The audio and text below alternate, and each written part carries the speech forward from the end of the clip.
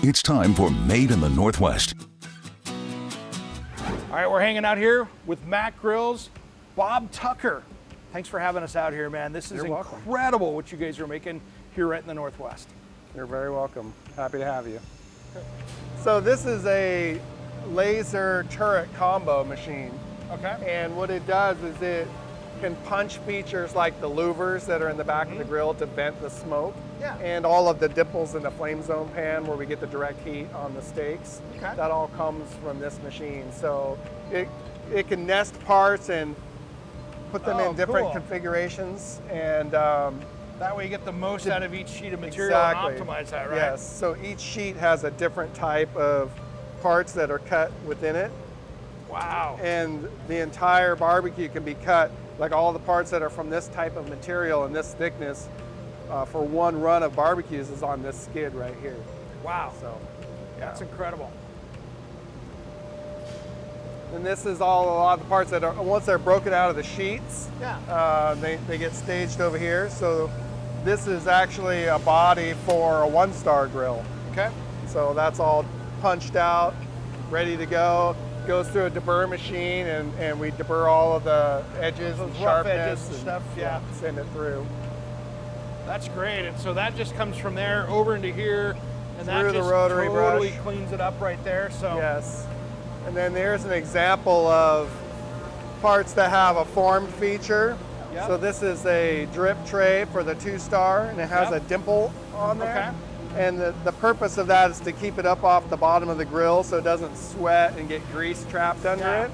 And that's done with that laser machine. Oh wow, so that still does that. Yeah, so it can not only cut the perimeter, but it can punch form features. Wow, that's incredible. All in one machine. All in one machine. So these are all press brakes to do a lot of the forming of the parts. So all of the bends basically are happening in this machine. So we have a flat part in from the laser, and then they come over and they put all the bends in. To the top. These machines hold 10,000ths of an inch tolerance, so they're very, very accurate. And that's why on the barbecue, when you put it together, all the holes line up. Everything's perfect. Because in a sense, it is perfect. It is perfect. We're like the automotive industry as far as tolerance, where if you have a part that you need to replace on a 5-year-old car, everything fits exactly the same way. That's what we do. From corner seams like this that are getting welded out, all done by hand, all TIG welded. Okay. Because sheet metal is so thin, you have to keep the heat way down or it'll just warp and look like a taco. So and that's one of those things, it's just that craftsperson can sit there and do that, where that's not really an easily machine done thing, especially with something that's that thin. Yes. It's so delicate as far as welding comes. You're right, and you'd be surprised what happens a lot of times is, like on this part, they'll weld a few inches and then they have an air nozzle to cool it down, and then they'll go some more. It really is a skill to be able to weld those out. And then that all gets ground off and powder coated, and it will look like it was one piece. Nice.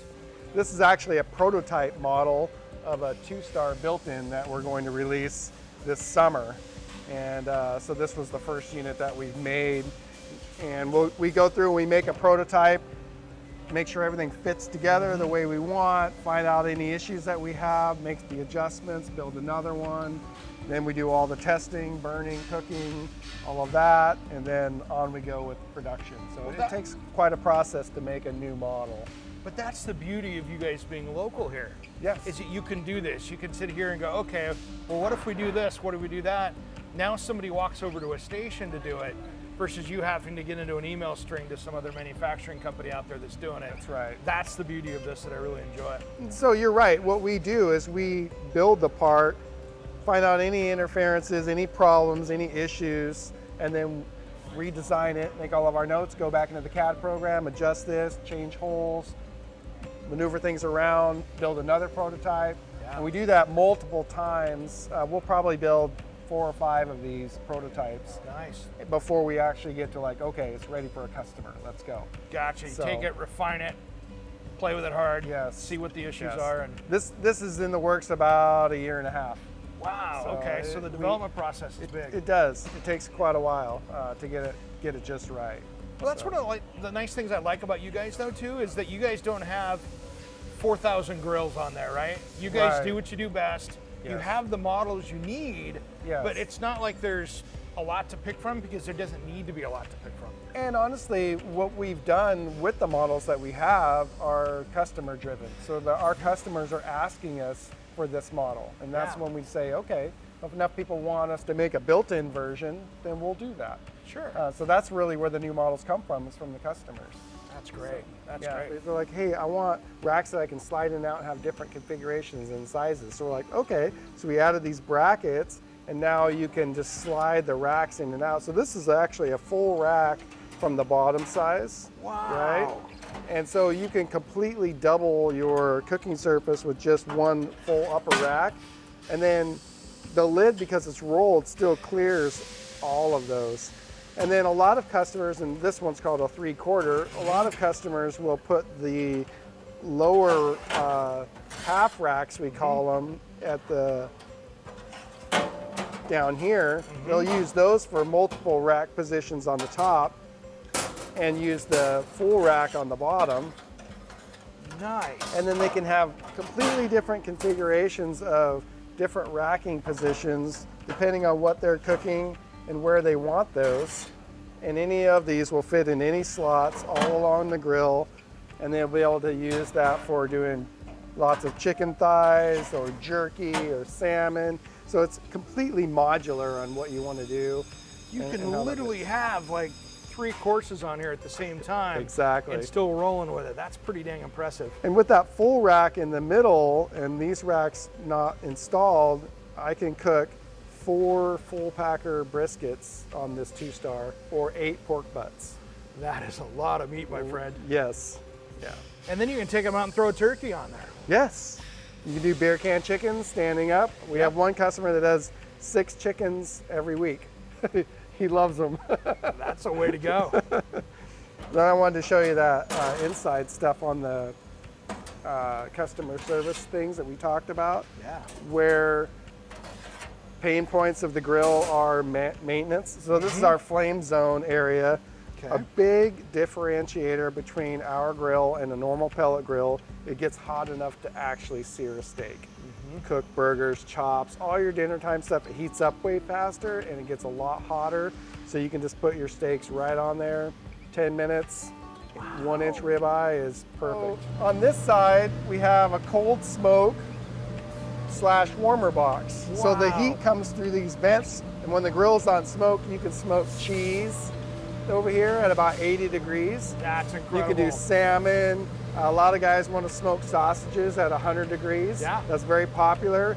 This got so many good reviews and got so popular that we actually made, from customer requests, an expansion box. We call it a super smoker box. And you just flop the lid over, put the super smoker box on this cold smoke box, and you have a door with a whole bunch of shelves and a whole bunch of hooks for hanging sausages, all to take advantage of something that I originally wanted to be a shelf. Isn't that funny? Just how those things come about. So It is, but that's brilliant as well, man. That's a cool feature. yeah, and then this is the hopper side, obviously, where all the pellets go. One big complaint of a lot of pellet grills in the beginning was they wouldn't hold enough pellets to get through the night. And the when you would dump your pellets in there, you'd have like a half a bag left over, and then they would get wet or water moisture would get in. So we made sure that the hoppers hold a whole 20-pound bag of pellets. So you just open up the bag and you can dump the whole thing in there, throw the bag in the trash. Yep. So, and then if you want to change out flavors, we have a dump door. You just hold your bucket under there, dump out apple, and add mesquite, and off you go to the next flavor. I appreciate what you're doing here, because this is just, one, you're building a great product. 2, you're giving great guys, an opportunity here to earn a great living with a great company, all while making something that we can cook on and taste good, right? Right. And that's the beauty of that. Yeah. It's pretty amazing. We're lucky, actually, to be in this position and to have such great customers and great employees. We have videos online that focus on employees, and how amazing our crew is, and that's what makes it all work.